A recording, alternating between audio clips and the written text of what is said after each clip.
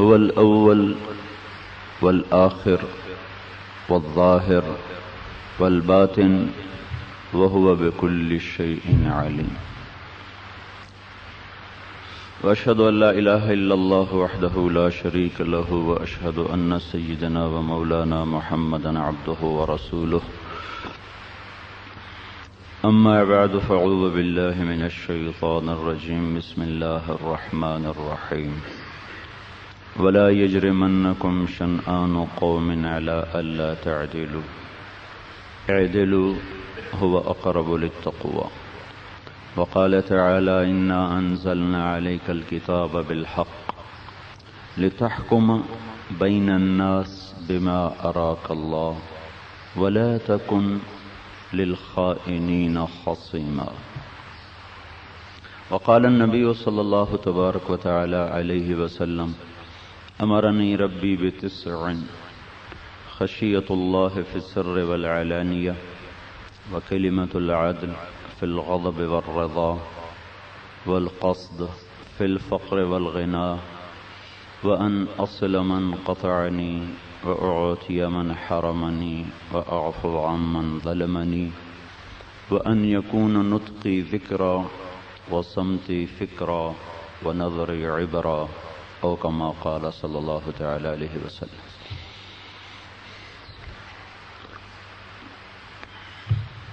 میرے محترم بھائی اور دوستو، ایک حدیث آپ کی خدمت میں عرض کرنا چاہتا ہوں موضوع سے ہٹ کر.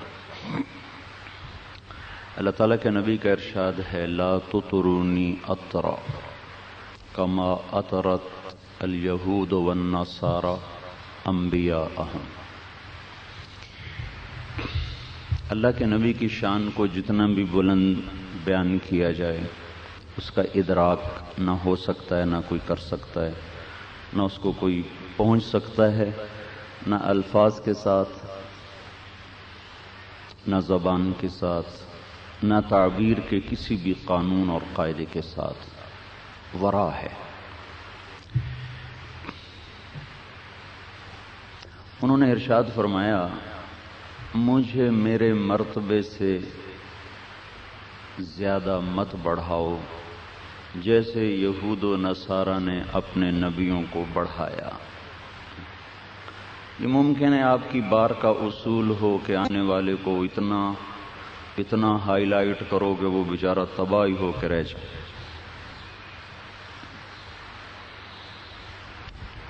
اس لیے حدیث میں آتا ہے کسی کی یوں بے جا تعریف کرنا ایسا ہے جیسے اس کو کند چھری سے ذبح کر دیں. وہ پھر واقعی اپنے آپ کو ویسا ہی سمجھنے لگتا. ہوتا تو ہے نہیں، نہ میں مفکر، نہ میں کوئی محقق، نہ میں کوئی عالم. طلب علم میں ہے، زندگی گزر گئی، اور کیا کوئی سیکھیں گے اب.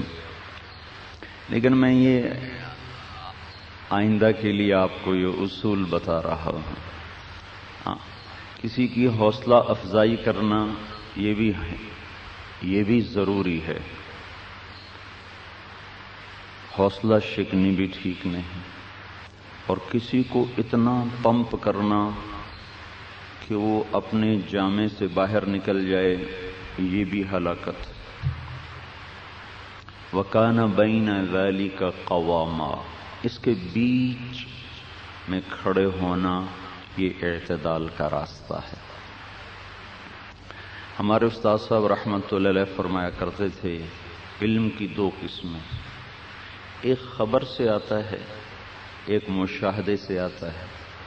جو آدمی اپنی آنکھوں سے دیکھتا ہے وہ علم زیادہ طاقتور ہے، اور جو سنی سنائی ہوتی ہے اس میں وہ طاقت نہیں ہوتی.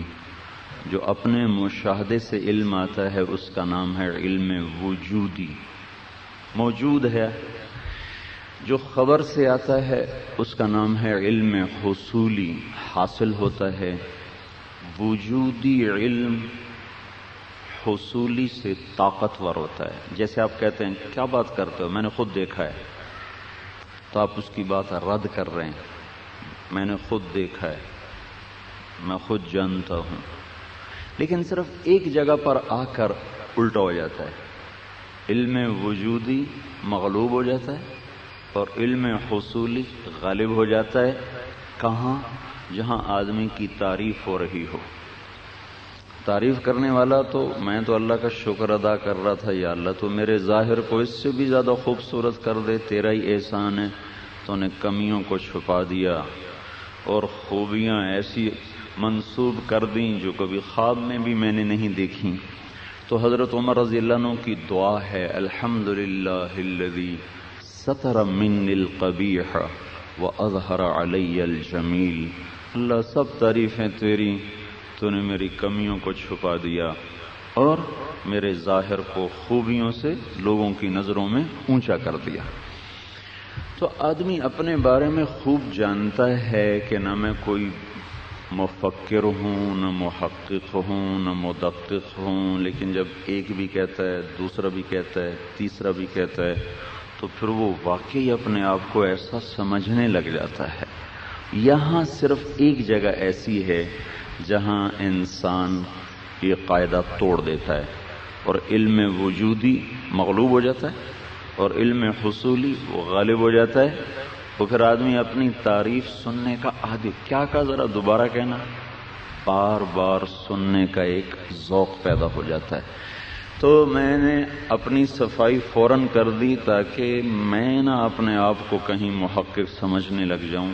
باقی آپ کی مرضی، جیسے آپ کا قانون ہے آپ چلاتے رہیں، لیکن یہ بات میری ذہن میں رہے کہ ہمیشہ کسی کا تعارف اعتدال سے کرانا چاہیے. بہت اونچا اب ناراض تو نہیں.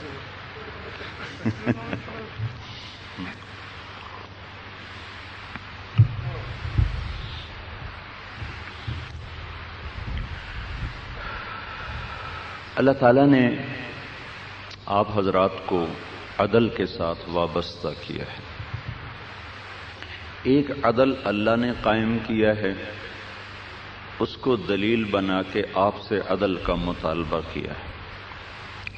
اور عدل اتنا اسلام کا مضبوط شعبہ ہے کہ اگر کوئی ہم سے یہ کہے کہ اسلام کو ایک لفظ میں بیان کرو، چونکہ اسلام ایک اصطلاحی لفظ ہے، ایک مذہب کا نام اسلام ہے، تو اگر کوئی ہم سے یہ کہے کہ اسلام کو ایک لفظ میں بیان کرو، دو میں نہیں، ایک لفظ میں، تو اس کے لیے علماء نے جس لفظ کا انتخاب کیا ہے وہ عدل ہے. جو مولانا صاحب اسلام کسے کہتے ہیں؟ وکیل صاحب اسلام کسے کہتے ہیں؟ ایک اجنبی، ایک سائل، ایک غیر مسلم ہم سے سوال کرتا ہے تو اس کا جواب یہ ہے کہ بھائی صاحب، اسلام عدل کا دوسرا نام ہے. عدل وہ لفظ ہے جو اسلام کے تمام شعبوں کی ترجمانی کرتا ہے. باقی کوئی لفظ ایسا نہیں جو اسلام کی پوری ترجمانی کر سکے. نہ جہاد، نہ تقوی، نہ ایمان، نہ نماز، نہ تہجد، نہ شہادت، نہ علم، نہ تفسیر، نہ حدیث، نہ سخاوت، نہ جود، نہ شجاعت. کوئی لفظ بھی ایسا نہیں ہے جو پوری طرح اسلام پہ حاوی ہو کے تعبیر کر سکے. پھر اگر کوئی شخص یہ ہم سے کہے کہ آپ کا قرآن تو بہت لمبا چوڑا ہے، 6000 سے زیادہ آیات ہیں، تو مجھے ایک آیت میں سارا قرآن سمجھاؤ. زیادہ نہیں جی مولوی صاحب، ایک آیت میں سارا قرآن بتاؤ. تو اس کے لیے علماء نے جس آیت کا انتخاب کیا ہے اس آیت کو کہا جاتا ہے اعدل آیت فی القرآن، قرآن کی سب سے زیادہ عدل پر حاوی آیت.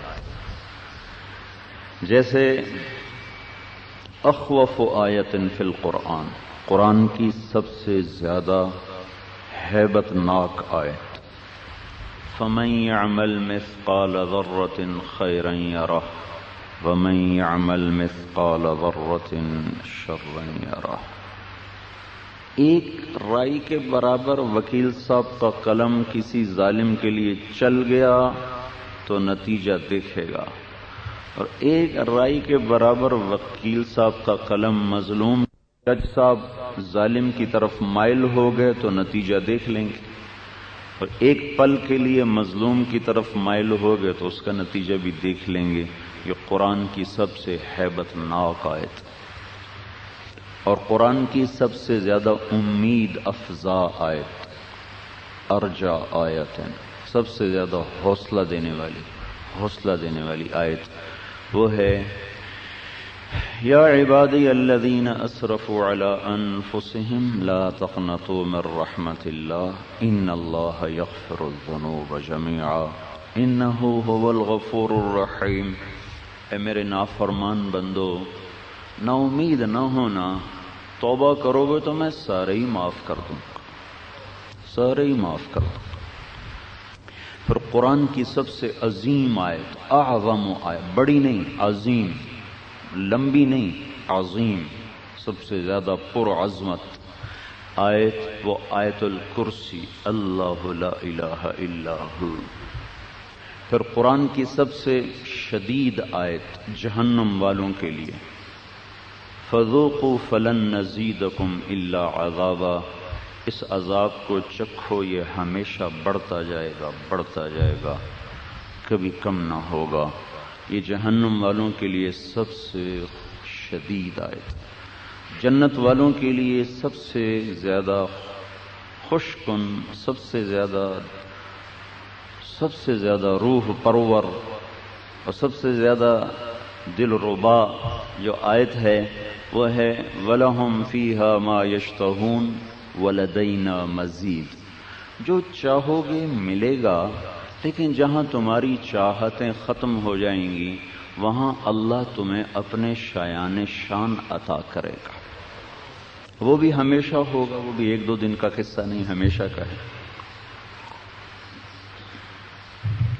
تو قرآن کی سب سے عدل والی آیت، ان اللہ یأمر بالعدل والاحسان وایتاء ذی القربى وینہی عن الفحشاء والمنکر والبغی یعظکم لعلکم تذکرون۔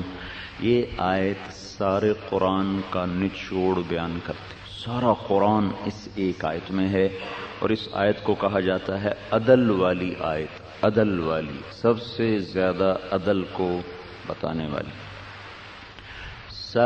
سارا اسلام دو چیزوں میں ہے، امر اور نہیں، یہ کرو یہ نہ کرو، یہ اختیار کرو یہ چھوڑ دو۔ تو عدل، احسان، رشتہ داروں پر کے ساتھ حسن سلوک اور ان کو دینا، یہ تین چیزیں جڑ ہیں، سارے کرنے کے کام ان کے ساتھ آ کے جڑ جاتے۔ وَيَنْهَى عَنِ الْفَحْشَاءِ، فحاشی، والمنکر، منکرات، کبائر، والبغش، بغاوت، سارے نہ کرنے کے کام ان تینوں سے جڑ جاتے ہیں۔ تو یہ آیت سارے قرآن پر حاوی ہے۔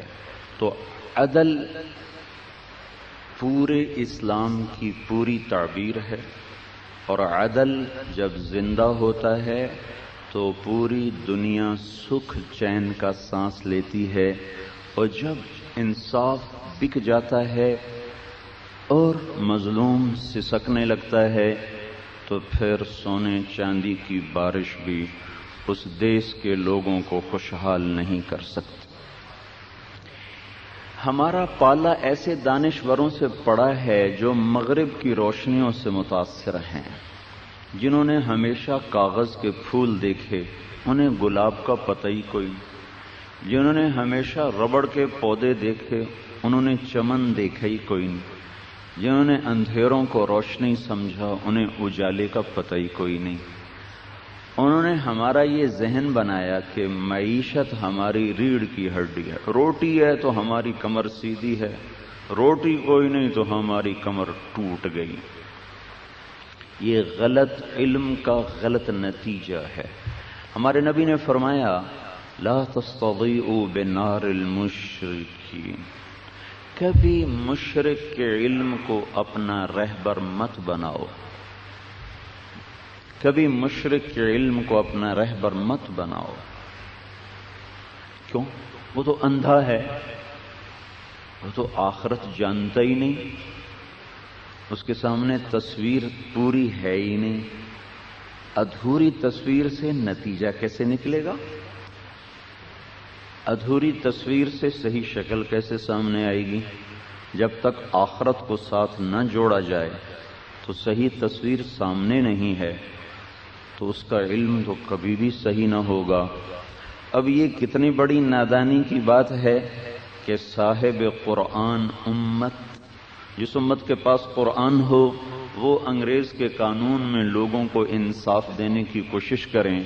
یہ تو ریت میں بہار کے متمنی نظر آتے ہیں، پانی میں آگ دیکھنا چاہتے ہیں، ویرانوں میں آبادیاں دیکھنا چاہتے ہیں۔ ممکن ہے صحراؤں میں بہار آ جائے۔ الکبیر المتعال سواء منکم من اسر القول ومن جہر به ومن هو مستخف باللیل وصارب بالنہار۔ اللہ لا الہ الا ہو، ایک اکیلا وحدہ لا شریک اللہ، جو یہ دعویٰ کرتا ہے کہ عرش فرش، خلوت و جلوت، اندھیرا اجالا تیرے رب کی نظر میں برابر ہے، ہر جگہ اس کی نظر کامل ہے، رحم کے اندر، رحم کے باہر، زمین کے اندر، زمین کے اوپر، آسمان کے نیچے، آسمان کے اوپر۔ وَإِن تَجْهَرْ بِالْقَوْلِ فَإِنَّهُ يَعْلَمُ السِّرَّ وَأَخْفَى۔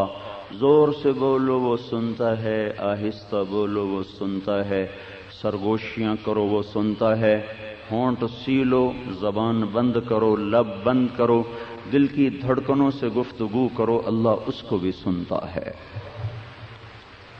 اسے یہ حق حاصل ہے کہ قانون بنائے۔ میں پاگل دیوانہ، میں قانون بنانے بیٹھوں گا تو ظلم اور جہالت سے صفحات کو بھر دوں گا۔ تو اس نے کائنات میں عدل قائم کیا، پھر ہم سے کہا تم بھی کرو۔ کیا اس نے کہا؟ الشمس والقمر بحسبان والنجم والشجر يسجدان والسماء رفعها ووضع المیزان۔ پھر آگے کا اللہ تطغوا فی المیزان واقیموا الوزن بالقسط ولا تخسروا المیزان۔ یہ اللہ نے کائناتی عدل کو، کائناتی عدالت کو دلیل بنا کر آپ وکلاء سے، جج صاحبان سے عدل مانگا ہے، کرو۔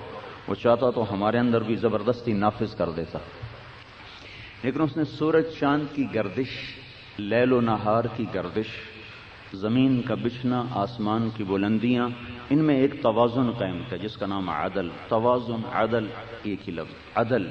یہ کتنا محکم ہے، کس قدر یہ طاقتور ہے۔ آج سے کوئی 15 ارب سال پہلے دھماکہ ہوا۔ اولم یر الذین کفروا ان السماوات والارض کانتا رتقا۔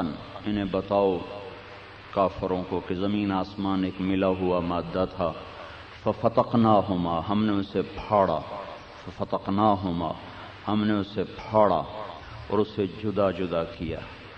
اس میں یونان کا فلسفہ یہ تھا کہ دنیا کی نہ کوئی ابتدا ہے نہ کوئی انتہا ہے، لہذا جو مرضی کرو، ظالم مظلوم برابر، حسین اور یزید برابر، ابن زیاد اور حسین برابر۔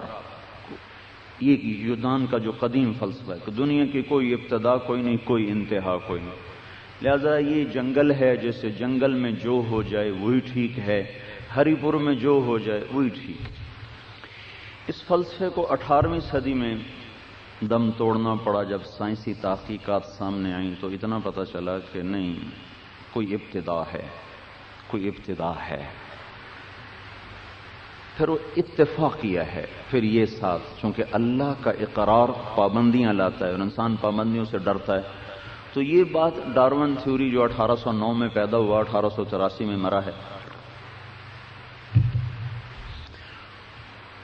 ایسے ہی بن گیا، ایسے ہی بن گیا، اتفاقاً بن گیا۔ اس نظریے کی بنیاد پر بھی جو ہو جائے وہی ٹھیک. پھر سائنس نے اور آنکھ کھولی تو 1929 میں کیلیفورنیا کا ایک سائنسدان ہے ایڈون ہبل، اس نے دیکھا کہ کائنات بڑے منظم طریقے سے پھیل رہی ہے، اس میں ایک نظم ہے، ایک ضبط ہے، ذرا ظلم و ستم نہیں، ایک عدل ہے، عدل، انصاف ہے، انصاف. کل فی فلک یسبحون، اپنے اپنے مدار پہ ہر چیز یوں جا رہی ہے اور ان کی رفتار بڑی تیز ہے. پھر 1948 میں یہ بات پایا ثبوت تک پہنچی کہ جب کائنات پھیل رہی ہے تو کبھی کٹھی بھی تھی، اور یہ کٹھی تھی تو ایک دھماکے سے پھٹی، وہ دھماکے سے چیزیں بکھرتی چلی گئیں اور کائنات وجود میں آتی چلی گئی. اس کو آگے بڑھایا آسٹریلیا کے ایک سائنسدان نے، پال ڈیوس نے. اس نے کہا یہ کیسے ہو سکتا ہے کہ یہ خود بخود ہو گیا ہو؟ دھماکہ اتنا عقل مند ہوتا ہے؟ بار روم میں دھماکہ ہو اور وکلاء اڑتے ہوئے اپنے اپنے جا کر چیمبر میں فٹ ہو جائیں اور جج صاحبان عدالت میں فٹ ہو جائیں، مولوی صاحب جا کر اپنی مسجد میں فٹ ہو جائیں، یہ بھی کبھی ماننے کی بات ہے؟ دھماکے کا مطلب تخریب ہوتا ہے، تعمیر نہیں. دھماکہ تخریب ہے نہ کہ تعمیر. تو یہ دھماکہ اتنا عقل مند تھا کہ اس نے چیزوں کو اس طرح بکھیرا کہ اس میں دو طاقتیں پیدا ہوئیں، ایک رفتار دھماکے سے، ایک مادے کی گریوٹی اور کشش. اس میں اگر ذرا بھی ظلم ہو جاتا، اگر گریوٹی ظلم کر جاتی اور رفتار پر حاوی ہو جاتی، یا رفتار ظالم ہوتی اور وہ گریوٹی پہ حاوی ہو جاتی، کتنی دیر کے لیے، تو یہ کائنات زیر و زبر ہو جاتی. 1 سیکنڈ کے فزیکلی 1000 حصے کیے جا سکتے ہیں. 1 سیکنڈ کے فزیکلی 1000 حصے ہو سکتے ہیں. اس کے بعد پھر وہ صفر ہو جاتا ہے، عدم شروع ہو جاتا ہے. وہ یوں کہتا ہے فرض کرو اگر 1 سیکنڈ کے 10 لاکھ کھرب حصے کیے جائیں، 1 سیکنڈ کے 10 لاکھ کھرب حصے کیے جائیں، پھر 1/10 لاکھ کھرب حصے کے برابر اگر رفتار بڑھ جاتی تو کائنات تباہ ہو جاتی، اگر کشش بڑھ جاتی تو کائنات سمٹ کے سکڑ کے پھر وہ گم ہو جاتی. وہ کہتا ہے کون پاگل یہ کہتا ہے کہ یہ خود بخود ہو گیا؟ کوئی تو ہے ہیچ چیزیں خود بخود چیزیں نشد، ہیچ آہن خنجرے تیغے نشد، ہیچ حلوائی نشد استاذ کار، تا غلام شکر ریزے نشد، مولوی ہرگز نشد مولا روم، تا غلام شمس تبریز نشد. کوئی یہاں یہ وکیل خود بخود بن گئے، یہ اتنی بڑی کرسیاں اور یہ عمارتیں خود بخود وجود میں آ گئیں. یہاں آ کر انسان اب خاموش کھڑا ہے. وہ یہاں تک تو پہنچ گیا کہ کوئی خالق ہے، کون ہے اس کا انہیں پتہ نہیں چل رہا. بل ادارک علمہم فی الآخرہ، یہاں آ کے وہ تھک گئے، پتہ نہیں ہے صحیح کوئی ہے، کون ہے ہم سے نہیں پوچھتے چونکہ ہمارے علم اور عمل میں جوڑ کوئی. میں بنگلہ دیش سے واپس آ رہا تھا، وہاں اجتماع تھا جیسے رائمنڈ میں اجتماع ہوتا ہے. ایک گورا میرے پاس برابر سیٹ میں بیٹھا تھا، میں نے اس کو دعوت دینا شروع کر دی. وہ بڑا متاثر ہوا، ایسے یوں بیٹھ کے مجھے سنتا رہا. 1 گھنٹہ گزر گیا. بیچ میں کہیں بات آ گئی کہ شراب حرام ہے، پتہ نہیں کیسے آئی مجھے اب یاد نہیں سیاق و سباق، لیکن میں نے شراب حرام. وہ ایسے بیٹھا تھا. جب میں نے کہا نا شراب حرام ہے تو کہا یوں ہوا ہے. میں نے کہا کیا ہوا؟ کہنے لگا میں گارمنٹس کا تاجر ہوں، ساری دنیا پھرتا ہوں، سب سے اچھی شراب میں کراچی میں آ کے پیتا ہوں، اور تم کہتے ہو شراب حرام ہے. تو ہم سے کیوں نہیں رجوع کرتے کہ ہمارے علم اور عمل کے تضاد نے ان کو حیران کر دیا ہے. اور ہمارے پاس اس کا علم موجود ہے کہ بنانے والا اللہ ہے. ان ربکم اللہ. کون؟ الذی خلق السماوات والارض، وہی ہے جس نے زمین آسمان بنایا. فی 6 ایام، 6 دن. خود کہاں ہے؟ ثم استوى علی العرش، عرش پر. کیا کرتا ہے؟ یغشی اللیل النہار، दिन रात को फेरता है। हुकूमत कैसी है? अश्शम्स वल कमर वन नुजूम मुसख्खरातिन बिअमरिह, चांद तारों सितारों सैयारों पर बिला शिरकत गैर हाकिम है। अला लहुल खल्क़ वल अम्र फतबारकल्लाहु रब्बुल आलमीन। बता दो इन्हें कि सारी मखलूक़ात का मालिक भी वो है और सारे बहर बर के हुकूमत का मालिक भी वो है, और उसी के हाथ में युमसिकुस समावाति वल अर्द अन तज़ूला, ज़मीन आसमान की लगाम उसके हाथ में है। युदब्बिरुल अम्र मिनस समाई इलल अर्द, आसमान से ज़मीन तक वही तदबीर करता है। यतनज़्ज़लुल अम्रु बैनहुन्ना, सातों आसमान सातों ज़मीनों में उसी का हुक्म चलता है। वहुवल्लज़ी फिस समाई इलाहुन फिल अर्द इलाह, आसमान पर भी वही बादशाह है, ज़मीन पर भी वही बादशाह है। रब्बुल मशरिक़ वल मग़रिब ला इलाहा इल्ला हु, शर्क़ और ग़र्ब का भी वही बादशाह है। ऐनमा तुवल्लू फसम्मा वजहुल्लाह, जिधर देखोगे शिमाल में जनूब में फौक तहत आगे पीछे हर तरफ अल्लाह नूरुस समावाति वल अर्द, उसका नूर है जो चमकता है दमकता है। जो आंखें गैर महरम को देखने से झुक जाती हैं उन आंखों को अल्लाह चप्पे चप्पे में अपना नूर दिखाता है। जो आंखें आवारा हो जाती हैं अल्लाह उनसे ये रोशनी छीन लेता है। जो कान गाना सुनने से अपने आप को बंद कर लेते हैं अल्लाह उनको रेत के जर्रों में भी अपनी तस्बीह सुना देता है। और जो कान मौसीकी के आदी हो जाएं उनमें इतना गंद भर जाता है, इतनी गलाजत भर जाती, जैसे कानों में मैल भर जाए तो सुनाई नहीं देता। मौसीकी का गंद जब कानों में उतर जाता है तो फिर अल्लाह के नग़मे सुनने से वो महरूम हो जाता है। ENT तो कहेगा आपका कान बिल्कुल साफ है, नबी की नजर कहेगी गलाजत से भरा हुआ है। आई स्पेशलिस्ट कहेगा आपकी नजर 6/6 है, लेकिन नबी की नजर कहेगी अंधा हो चुका है। इसकी नजरों में गलाजत है, बेहयाई की गलाजत है जिसके अंदर में उतर चुकी है। तो मेरे भाइयों, इस कायनात में एक आदिल हुक्मरान है जिसने जमीन आसमान को एक अदल में बांधा हुआ है। इसको दलील बनाकर अश्शम्स वल क़मरु बिहुस्बान वन नज्म वश्शजरु यसजुदान, दरख्त भी बेलें भी उसके सामने सजदे में। वस्समा रफ़अहा, आसमान बुलंद किया। ववदअल मीज़ान, और उसने अदल का तराजू कायम किया। इस अदल से मुराद कायनाती अदल है जिसमें आपने देखा 1 सेकंड के इतने फर्जी हिस्सा बनाया गया है। अगर इसके बराबर भी जुल्म होता तो कायनात बर्बाद हो जाती। ये जमीन हर 1 सेकंड के बाद सूरज से 2.8 मिलीमीटर दूर हो जाती। इतने बड़े 24,000 किलोमीटर के गेंद में इतनी जबरदस्त मौजूनियत कि हर 1 सेकंड के बाद ठक 2.8 किलोमीटर ये सूरज से दूर होती है।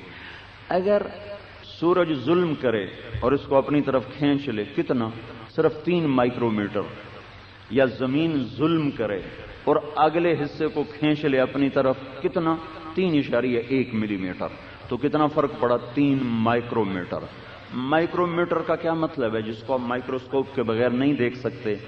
तो अगर ये जमीन तजावुज कर जाए, यहां लोग दुकानें दबा के आपसे केस लड़वा रहे थे ना, पूरा घर दबाया हुआ है और वकील साहब को आगे किया हुआ है, अगली नस्ल भी मर जाएगी, केस चलते रहेंगे। यहां कितना जुल्म हो, सिर्फ 3 माइक्रोमीटर का अगर जुल्म हो जाए, जमीन आगे चली जाए, तो चंद हफ्तों में कायनात, हमारी जमीन फ्रीज हो जाएगी, फ्रीज।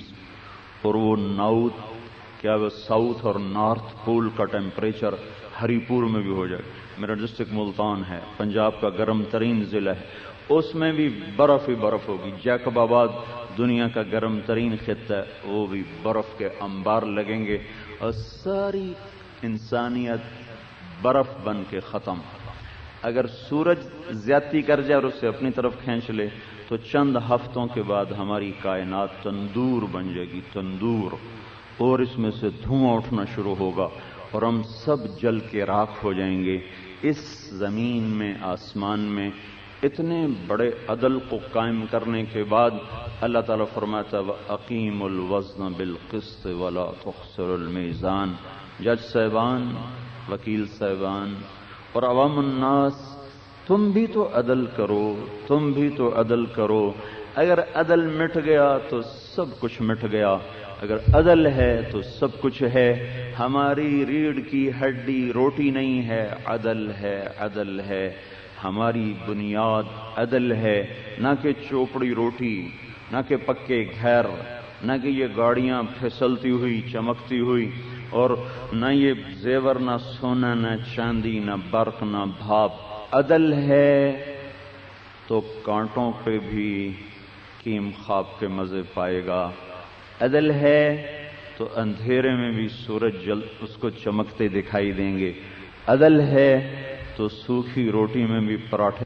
مٹ گیا تو اللہ کی قسم گھی کے چراغ بھی اس کے گھر کو روشن نہیں کر سکتے، اور مرمری فرش بھی اس کے اندر کی دنیا کو سکون نہیں دے سکتے، نرم گدے بھی اس کی اندر کی آگ کو نہیں ٹھنڈا کر سکتے، ساون کی جھڑیاں اور بھادوں کی برسات بھی اللہ کی قسم اس کے وجود میں سلگنے والی آگ کو ٹھنڈا نہیں کر سکتی۔ اگر ظلم چھا گیا اور عدل مغلوب ہو گیا اور وکیل کا علم فروخت ہو گیا زانی کے لیے، قاتل کے لیے، زمین دبانے والے کے لیے، اور جج کا قلم بک گیا چند کوڑیوں پر یا کسی کے زیر اثر ہو کر، تو وہ دیس لٹ گیا، وہ لٹ گیا، وہ لٹ گیا۔ اس میں کوئی زندگی نہیں، اس میں کوئی زندگی نہیں۔ جہاں عدل ہے وہاں زندگی ہے، جہاں ظلم ہے وہاں موت ہے۔ قبرستان ہیں، مردے ہیں جو اپنے زندگی کے بوجھ کو اٹھائے ہوئے زندہ شکل میں وہ انسانیت مردہ ہو جاتی ہے جس قوم سے عدل مٹ جاتا ہے۔ اگر معیشت ریڑھ کی ہڈی ہوتی، ریڑھ کی ہڈی،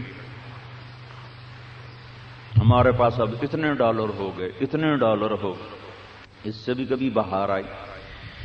جب یہ ایٹم بم بنایا نا پاکستان والوں نے، تو لوگوں نے دیگیں چڑھائیں، مٹھائیاں تقسیم کی، اور مجھے اتنا ڈر لگا، میں نے کہا ذلت اور بڑھ جائے گی، ذلت اور بڑھ جائے گی۔ کس پر؟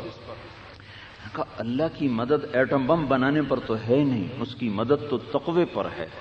تقوی تو آیا نہیں، توبہ تو کی نہیں، نافرمانی تو ویسی ہے، تو اللہ تعالیٰ ایٹم بم بنانے سے تو عزت نہیں دیتا۔ مجھے ڈر ہے کہیں ذلت اور نہ آ جائے، کہیں پستیاں اور نہ آ جائیں، کہیں گرداب اور زیادہ خوفناک نہ ہو جائیں، کہیں بھمر اور زیادہ بفر نہ جائے۔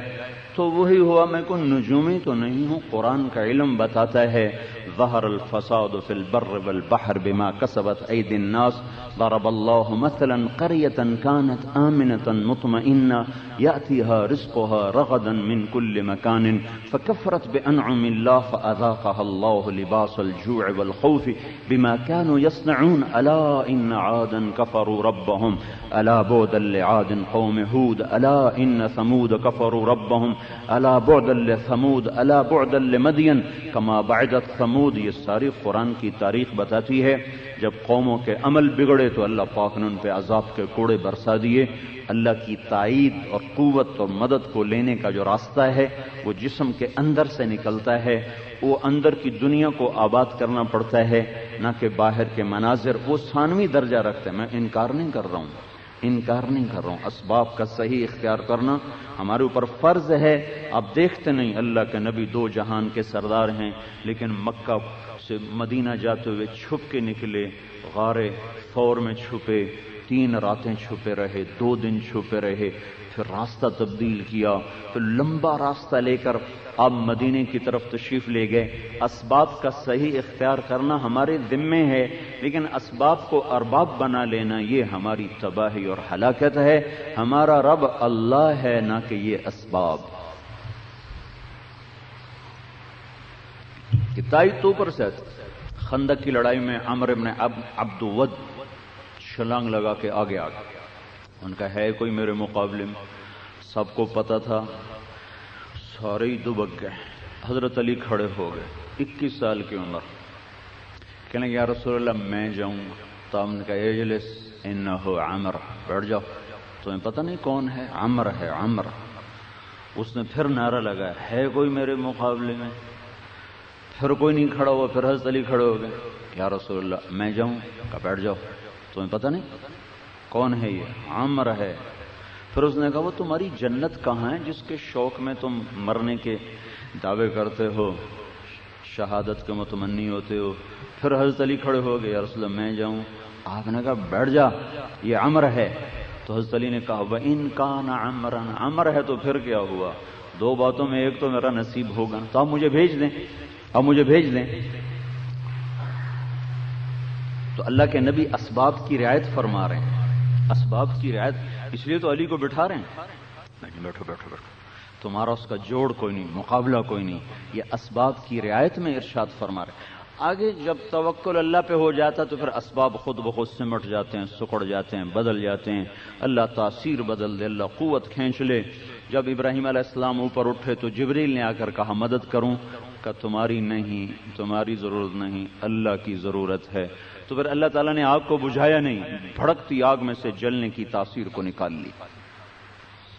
وہ اپنی قدرت کو قرآن کے واقعات میں ظاہر کر کے ہم پہ یہ تاثر جمانا چاہتا ہے کہ اسباب اختیار کرو، نتیجہ اللہ پہ رکھو۔ ساری دنیا کی کیمسٹری اب فیل ہو چکی ہے کہ ایک وجود ہے اور اس وجود پہ آگ اپنا کیمیکل ریئیکشن کرنے سے عاجز ہو رہی، اس کو جلانا چاہیے، کیوں نہیں جلا رہی؟ پر مارا پانی کا چشمہ باہر، دوسرا پر مارا انار کا درخت باہر، سارا باٹنی کا علم اللہ تعالیٰ نے فیل کر دیا۔ آگ میں انار کا درخت اگتے ہی پھل دینے لگا، ساری باٹنی فیل ہو گئی اور ساری کیمسٹری فیل ہو گئی۔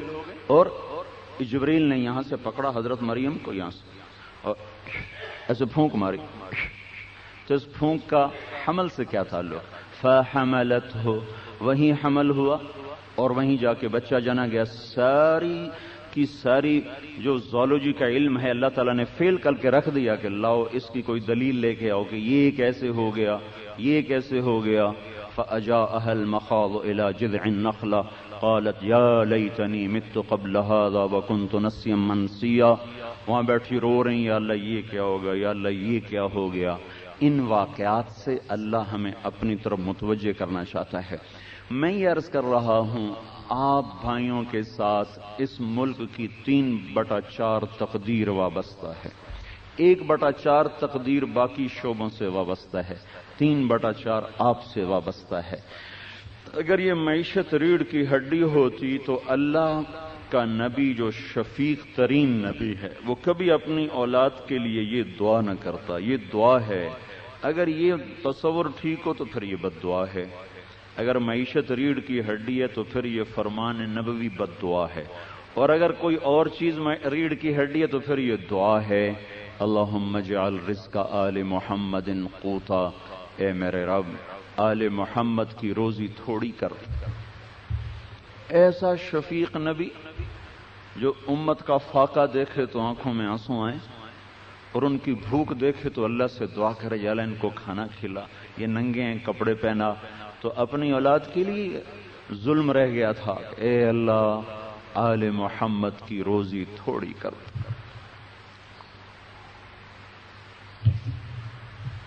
حضرت فاطمہ رضی اللہ تعالیٰ عنہ بیمار تھے، ان کا حال پوچھنے کے عمران بن حسین ایک صحابی ساتھ دروازے پہ دستک دے کر کہا بیٹی میں اندر آ جاؤں، میرے ساتھ عمران بھی ہیں۔ تو انہوں نے عرض کی یا رسول اللہ میرے گھر میں تو چادر بھی کوئی نہیں جس سے سر چھپا سکوں۔ تو آپ نے اپنے کندھے سے چادر اتار کے اندر کہ بیٹا اس سے پردہ کر، اس سے پردہ کیا۔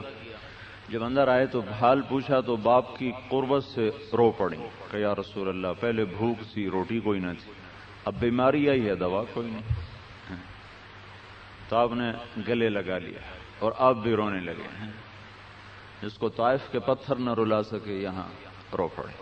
کہا بیٹی حونی علیک والذی نفسی بیدہ ما ذقت من 3 ایام ذواقا، اس ذات کی قسم جو میری جان کا مالک ہے، اس ذات کی قسم جس نے تیرے باپ کو نبی برحق بنایا ہے، آج 3 دن گزر چکے میں نے روٹی کا ایک لقمہ نہیں چکھا۔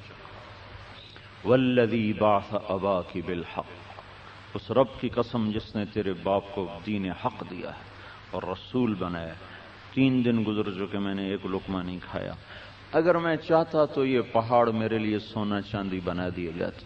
میرے رب نے مجھ سے کہا بنا دوں سونا چاندی. میں نے کہا نہیں مجھے نہیں چاہیے, مجھے نہیں چاہیے. پھر آپ نے فرمایا فاطمہ تیری عزت کے لیے اتنا ہی کافی ہے کہ تو جنت کی عورتوں کی سردار ہے. ہمیں پیسے کی غلامی, عہدوں کی غلامی, مال کی چمک اور کھنک, یہ ہمیں ملی ہے غلامی کے صلے میں. جو 100 سال انگریز کی غلامی دیکھی اور نظریاتی طور پر اس نے ہمارے دھارے کا رخ آخرت سے دنیا کی طرف پھیر کے رکھ دیا.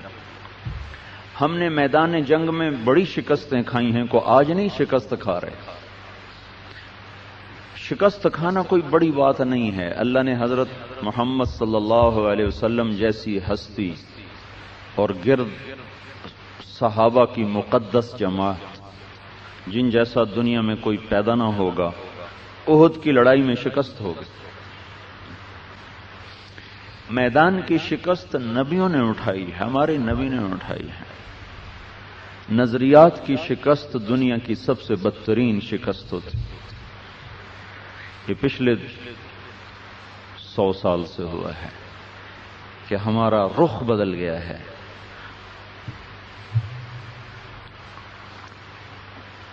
1757 میں پلاسی ہارے, 4 مئی 1831 میں 1799 ٹیپو سلطان شہید ہوئے, اور 1831 میں سید احمد شہید ہوئے. تو 1834 میں انہوں نے لارڈ میکالے کو بھیجا کہ اس قوم کو قابو کرنے کی کوئی تدبیر سوچو, یہ ہر وقت ہی ابھرتے رہتے. تو 1834 میں لارڈ میکالے آیا. انہوں نے کہا ان کو کنٹرول کرنے کے لیے کیا کیا جائے. وہ صرف یہ نظریہ دے گیا, عملی جامہ پہنانے کی اس کو نوبت نہ آئی. 1857 میں پھر تحریک اٹھی, پھر وہ بھی ناکام ہو گئی. تو اس کے بعد W ہنٹر کو لایا گیا کہ اس نسل کو کنٹرول کرنے کا کیا طریقہ اختیار کیا جائے. اس نے پھر 1 سال کے سروے کے بعد اس کی جو تھی مجلس عمل, اس نے اس کو رپورٹ دی کہ ان کو قرآن سے کاٹ دیا جائے, قرآن سے ناآشنا کر دیا جائے, اور اپنا نظام تعلیم ان کو دیا جائے. 50 سال میں ہماری جھولی میں ہوں گے. میں گلہ بھی کروں تو بجا ہے, آپ ہری پور کا سب سے ذہین طبقہ ہیں, لیکن قرآن کی ایک آیت سے ناآشنا. جب اللہ کہتا ہے یا ایھا الذین آمنو, تو اس کے بعد کچھ آپ سے کہنا چاہتا ہے, کسی چیز سے آپ کو روکنا چاہتا ہے, کسی چیز کی آپ کو دعوت دینا چاہتا ہے. کبھی خیال آیا کہ مجھے کیا کہہ رہا ہے؟ ایک دن میں نے دیکھا کہ اللہ ہم سے کیا چاہتا ہے, وہ کتنا کچھ چاہتا ہے. تو آپ یقین مانے میں حیران ہوا. کل 99 دفعہ اللہ نے کہا ہے یا ایھا الذین آمنو, اے ایمان والو یہ کر لو یہ چھوڑ دو. 99. پھر میں نے دوبارہ غور کیا کہ اس میں تکرار کتنا ہے. یا ایھا الذین آمنوا اتقوا اللہ حق تقاتہ, یا ایھا الذین آمنوا اتقوا اللہ ولتنظر نفس ما قدمت لغد واتقوا اللہ, یا ایھا الذین آمنوا اتقوا اللہ وآمنوا باللہ ورسولہ. ایک ہی حکم کا تکرار, اتقوا اللہ اتقوا اللہ اتقوا اللہ. تکرار کو نکال دیں تو پیچھے ٹوٹل کوئی 50 باتیں ہیں جو دنیا اور آخرت کی تمام عزتوں اور کامیابیوں کا وہ زینہ ہے. یہ کر لو یہ چھوڑ دو تو دنیا بھی تمہاری ہے آخرت بھی تمہاری ہے. آپ نے فرمایا یا ابا سفیان جئتکم بکرامت الدنیا والآخرہ, ابو سفیان میں تمہارے پاس دنیا اور آخرت کی عزتیں لے کر آیا. لیکن یہ کتنے دکھ درد کی بات ہے کہ اتنا پڑا ہوا اتنا فہیم طبقہ بھی قرآن کے پیغام سے ناآشنا ہے. رمضان میں مسجد بھری ہوتی ہے, تراویح ہو رہی ہوتی ہے, ہزاروں آدمی ایک مسجد میں کھڑے ہوتے ہیں, کسی ایک کو بھی نہیں پتا ہوتا کہ اللہ کیا کہہ رہا ہے, اللہ کیا کہہ رہا ہے. سننے والا پڑھتا جا رہا ہے, پڑھنے والا پڑھتا جا رہا ہے, سننے والے. انجیل یہ آسمانی کتابیں ہیں, یہ اللہ کا کلام نہیں. ایک باریک فرق. तौरात, ज़बूर, इंजील ये आसमानी किताब है, कलामुल्लाह नहीं। कुरान आसमानी किताब भी है और कलामुल्लाह भी है। कलामुल्लाह भी है, आसमानी किताब भी है। वो चूंकि आसमानी किताब थी, कलामुल्लाह ना था, वो मिट गई, उनकी जुबानें मिट गईं, तर्जुमे रह गए। आप लोग देखते नहीं, हर जगह फोटोस्टेट नहीं चलता, बल्कि अहम चीजों पर असल दस्तावेज पेश की जाती। असल लाओ, असल है, फोटोस्टेट नहीं। आप तो वकील हजरात, ये जज हजरात, असल लाई जाए, असल। तो ना तो कोई इंजील की असल मौजूद है, फोटोस्टेट है, ना कोई तौरात की असल है, फोटोस्टेट है। उसका क्या एतबार? कुरान अपनी असल शक्ल में, अल्फाज के साथ, हकीकत के साथ, सारी की सारी रानाइयों के साथ, सारे के सारे ज़ेर व ज़बर की कमी बेशी के साथ जिंदा मौजूद, चूंकि ये अल्लाह का कलाम है और अल्लाह के कलाम को दुनिया की कोई ताकत नहीं बदल सकती। ये कोई हमारे लिए तस्दीक की चीज नहीं, सिर्फ जैसे इब्राहिम अलैहिस्सलाम ने कहा था वलाकिन यतमइन्न क़ल्बी, वैसे अल्लाह इत्मीनान क़ल्ब के लिए, इत्मीनान क़ल्ब के लिए कोई दलील नहीं, कोई हुज्जत नहीं। एक सुपर कंप्यूटर है जो अमेरिका में बना है, किसी चीज को 1 मिनट में 1 अरब जावियों से चेक कर लेता है, 1 अरब जावियों से। उन्होंने तौरात की सीडी डाली, सारी स्क्रीन पर गलतियां आ गई। इंजील की सीडी को डाला, सारे स्क्रीन पे गलतियां आ गई। फिर उन्होंने कुरान की सीडी को डाला तो 000 के साथ सारी स्क्रीन भर गई कि इसमें कोई खता नहीं, इसमें कोई खता।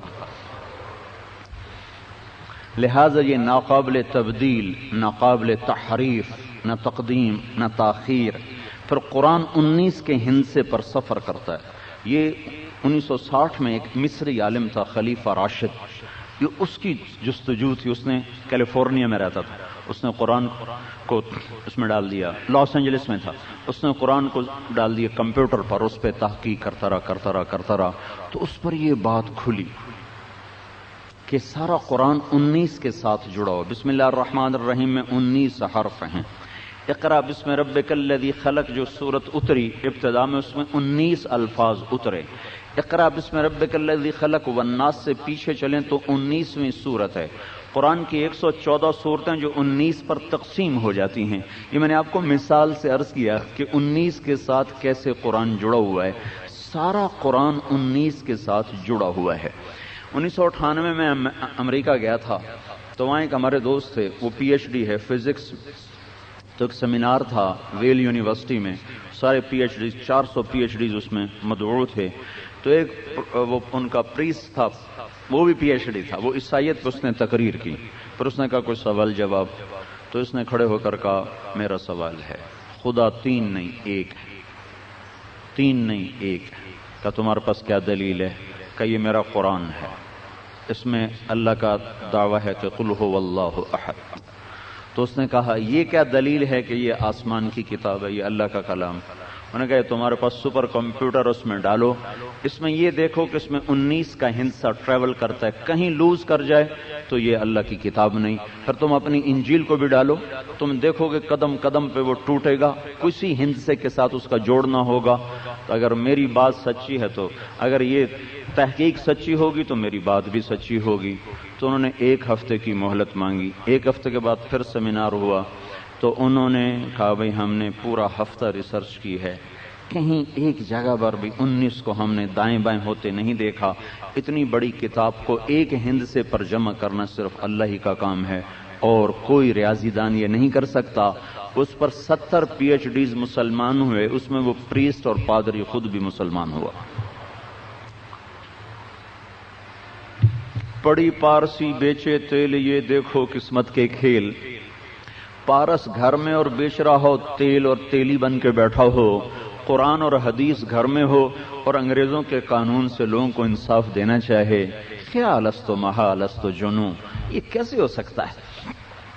तो इसमें मुश्किल जो पेश है, जो मैं अर्ज कर रहा था, हम नजरियाती तौर पर पैसे के गुलाम हो गए, चीजों के गुलाम हो गए, चोपड़ी के गुलाम हो गए और आखिरत को भूल गए, अल्लाह को भूल गए, जन्नत को भूल गए, अल्लाह के महबूब को भूल गए। लिहाजा जब کوئی گاڑی ڈیٹ ٹریک ہو جاتی ہے تو پھر اس کی منزل تو کوئی نہیں ہوتی، ممکن ہے وہ لڑکنیاں کھائے، قلع بازیاں کھائے، کسی درخت سے ٹکر، کسی گاڑی سے ٹکر، کسی کھڈے میں گرے، چونکہ وہ اپنی اصل سے ہٹ گئی ہے۔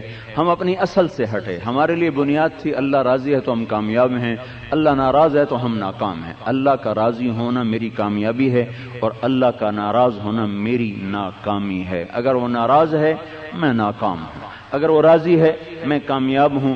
اس نظریے پر ہم ٹیپو سلطان کو صحرا پہناتے ہیں اور میر صادق کو پر لعنت برساتے ہیں کہ حالانکہ جائیداد تو وہ بنا، میر غلام علی لنگڑا اور میر صادق تو خیر موقع پر ہی قتل ہو گیا، سو میر غلام علی لنگڑا تو بہت کچھ بنا گیا، ٹیپو تو بازی ہار گیا، سراج الدولہ بازی ہار گیا، میر جعفر حکومت لے گیا۔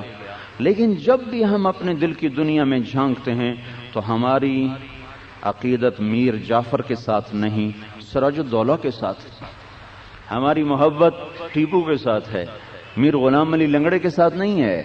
جب ہم دلی کی جنگ آزادی کو دیکھتے ہیں تو ہارا ہوا جرنیل ہے جنرل بخت خان، ہم اس کے لیے عقیدت کا جذبہ رکھتے ہیں، اور مرزا الہی بخش اور نجف خان اور نواب شجاع الدولہ کہ جنہوں نے ساز باز کر کے 1857 میں دلی کا سودا کر دیا تھا، انہوں نے بڑی بڑی جاگیریں بنائیں۔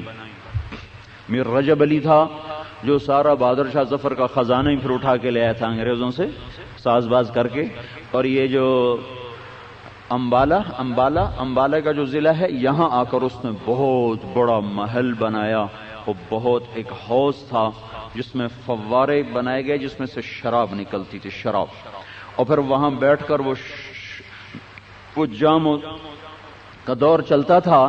لیکن وہ بدبخت چند دن کی بہار کے پیچھے ہمیشہ کی بربادی لے کے چلا گیا، اور بخت خان ہارا ہوا جرنیل ہو کر بھی اپنا بخت بلند کر گیا کہ وہ ایک بنیاد پہ تھا کہ مجھے اللہ کو راضی کرنا ہے، چاہے میدان کی بازی ہار جاؤں مجھے اللہ کو راضی کرنا ہے۔ یہی بنیاد تھی جس پر حضرت حسین رضی اللہ تعالیٰ عنہ اپنی ساری نسل کے ساتھ ذبح ہو گئے کہ میں یہ سودا نہیں کر سکتا، ورنہ ایک بول دیتے، تھوڑی سی سیاست کر جاتے ہیں، تھوڑی سی سیاست کھیل جاتے، جسے آج کل ہم نہیں کہتے ہیں دین دنیا ساتھ ہونے چاہیے، دین دنیا ساتھ ہونے چاہیے۔ مطلب کیا ہے کہ بھائی زانی کا کیس بھی لے لو، نماز بھی پڑھ لو، جھوٹا کیس لے کے آ رہا ہے جس کو پھنسانا ہے، ذرا کوئی میری مدد کرو، کیوں نہیں، یہ کرو، چل بھائی، اب وہ رگڑے کھا رہا ہے، جھوٹا کیس، وکیل لڑ رہا ہے، جج کا وقت لگ رہا ہے اور دونوں کے پیسے خرچ ہو رہے ہیں، مظلوم کی آہوں سے عرش ہل رہا ہے، نہ وکیل کو ہوش ہے نہ اس ظالم کو ہوش ہے۔ کیا اللہ سو گیا ہے؟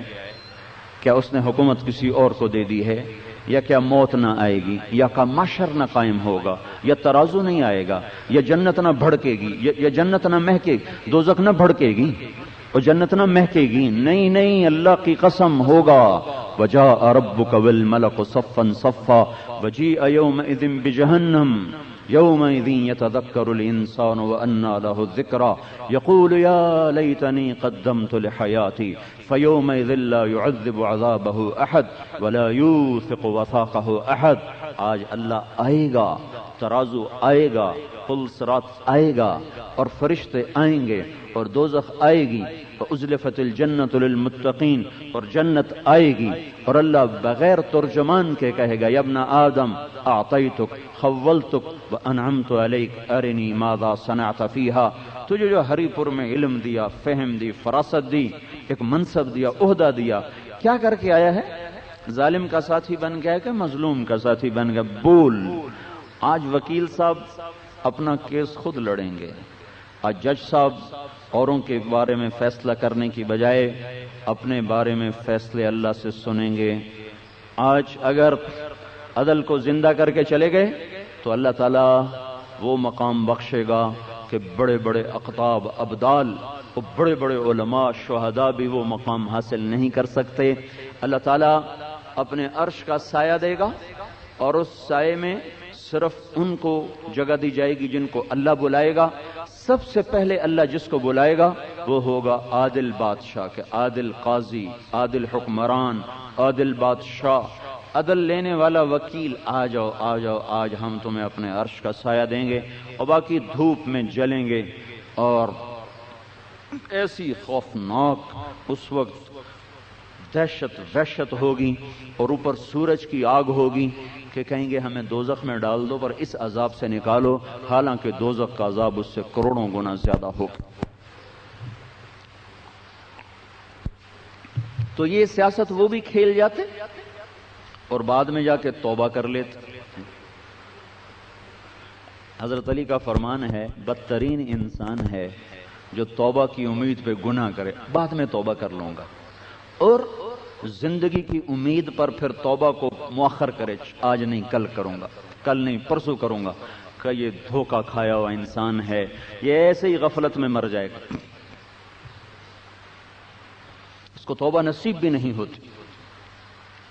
تو ایک شخص کے سامنے اس کی معصوم نسل ذبح ہو رہی، اس کا ایک بول، اس کا ایک جنت پہلی بن چکی۔ میں تو اس لیے بیان کر رہا ہوں اور آپ اس لیے بیٹھ کے سن رہے ہیں کہ اللہ ہمیں جنت دے دے، ہمارے گناہ معاف کر۔ تو ان کی جنت کا فیصلہ تو دودھ پیتے کی عمر میں ہو چکا ہے کہ سیدہ شباب اہل الجنت الحسن والحسین، جنت کے نوجوانوں کے سردار ہیں حسن اور حسین، جن کو اللہ کے نبی نے سواری بن کے اپنی کمر پہ بٹھا کے کمرے میں چکر لگوائے ہیں۔ اب یوں ہاتھ ٹیک کر، گھٹنے ٹیک کر پوری سواری بن گئے، دونوں کو کندھے پہ بٹھایا اور سارے کمرے میں چکر لگوائے۔ جن کو ایسا سوار میسر ہوا، جن کو ایسی سواری میسر ہوئی ہو، وہ کتنی اونچی شان والے ہوں گے۔ ان کا ایک بول ان کی ساری دنیا کو بچا سکتا تھا، لیکن پھر اقدار ٹوٹ جاتی ہیں، پھر عزتوں کے جنازے نکل جاتے ہیں، پھر عہد و وفا ایسے پاگل پن کے الفاظ ہوتے، پھر مروت محبت قربانیاں یہ ایسے ہی فضول داستانیں بن جاتی، یہ کھوکھلے الفاظ ہوتے۔ دنیا کی سب سے مقدس نسل اس وقت ذبح ہو رہی تھی، سب سے مقدس نسل کا خون بہ رہا تھا، اور 16 آل رسول میں سے شہید ہوئے، 16، باقی تو جان نثار تھے، 16 جن کے خون کا ایک ایک قطرہ 7 زمین آسمان سے زیادہ عظیم، مقدس، پوتر تھا، وہ آنکھوں کے سامنے کٹ رہے تھے، اور ویسے دیکھ رہے تھے۔ خود ایک کوفی لشکر والا کہنے لگا میں نے ایسا جوان آج تک نہیں دیکھا جو اپنی نسل کا خون ہوتا دیکھ رہا ہو اور اس کے ماتھے پہ شکن بھی نہ آئی ہو۔ ہاں دل ہی تو ہے نہ سنگ و خشت۔ آخری بچے عبداللہ کو جب تیر لگا، وہ 2 سال کے تھے، ان کو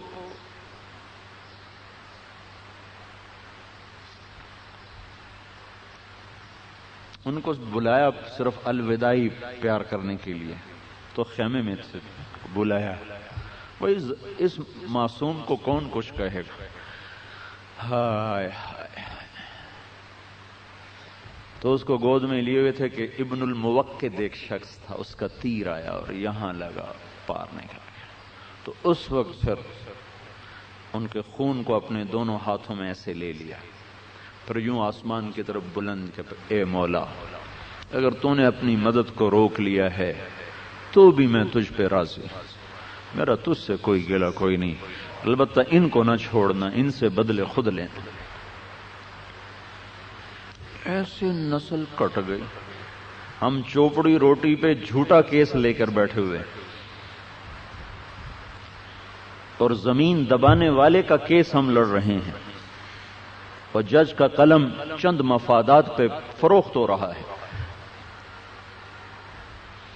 تو پھر اگر یہی انسانیت ہے تو پاگل تھا حسین جو ساری نسل برباد کر کے، بڑا سمجھدار تھا ابن زیاد، بڑا سمجھدار تھا شمر اور یزید جو چوپڑی پہ اپنا ایمان بیچ گئے۔ نہیں، ہم دیوانے ہیں، ہم پاگل ہیں، ہم نے دھوکے کے گھر اور مچھر کے پر اور مکڑی کے جالے کو زندگی سمجھا۔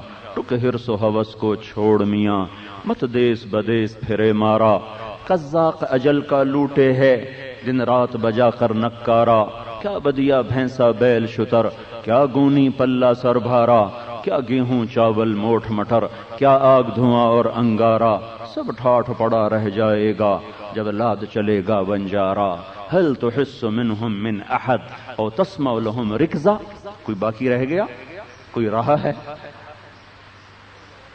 تو ہماری بنیادیں ہیں ٹوٹ چکی ہیں۔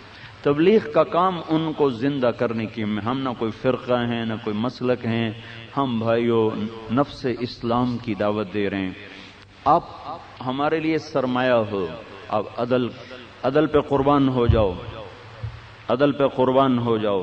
اللہ کی قسم آپ کے مقام کو بڑے بڑے ابدال بھی نہیں حاصل کر سکتے، بڑے بڑے شہداء آپ کے مقام کو نہیں پہنچ سکتے۔ عدل کو زندہ کر جاؤ، اپنا رزق اللہ پہ چھوڑ دو، بچوں کا رزق اللہ پہ چھوڑ دو۔ ایک صحابی نے آ کے عرض کی، یا رسول اللہ رزق کی تنگی ہے، کیا کروں؟ تو آپ نے فرمایا باوضو رہو، اللہ رزق بڑھا دے گا۔ نماز پڑھو، تنگی آئی نماز پڑھو، پیسے کوئی نہیں مصلی بچھاؤ، روزہ رکھو، اللہ دروازے کھولے گا، وہاں سے کھولے گا جہاں سے کسی کا وہم و گمان بھی کوئی نہیں۔ ستبدی لک الایام ما کنت جاہلا ویأتیک بالاخبار من لم تزودی، وہاں سے اللہ رزق کے دروازے کھولے گا جہاں سے کسی کو وہم و گمان بھی نہیں ہے۔ تو اللہ کے خزانے خالی تو نہیں ہوئے، اور اللہ کے خزانوں پہ تالے کوئی نہیں پڑے، اور آبادی کی کثرت سے اس کی سخاوت میں کمی کوئی نہیں آئی، مانگنے والے کوئی نہیں ہیں۔ تو رزق اللہ پہ چھوڑو، اور کبھی ظالم کے لیے فائل مت کھولو، کبھی ظالم کے لیے ہاتھ مت بڑھاؤ، مظلوم کے ساتھی بنو، ظالم کے لیے اپنے چیمبر کو بند کرو۔ جج کا قلم ٹوٹتا ہے تو ٹوٹ جائے، پر وہ انصاف کو فروخت نہ کرے تو کل اللہ اس کی قیمت لگائے گا۔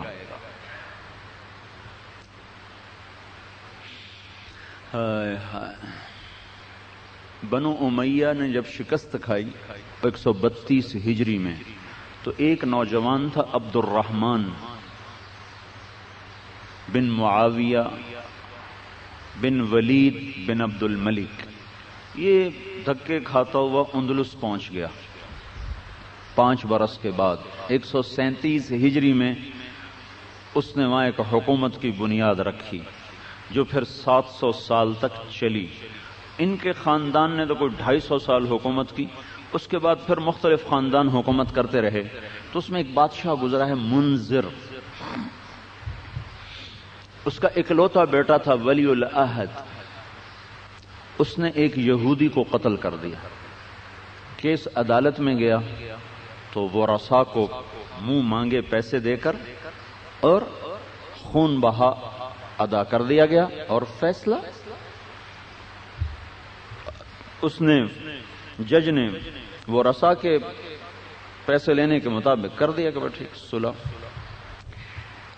یہ عدالتی کارروائی بادشاہ تک پہنچائی جاتی تھی، یہ فیصلے ہوئے، یہ کیس ہے، یہ فیصلے ہوئے۔ اس نے پڑھا، اپنے بیٹے کا فیصلہ پڑھا، تو اس نے کہا کل دربار عام ہوگا، دربار عام ہوگا۔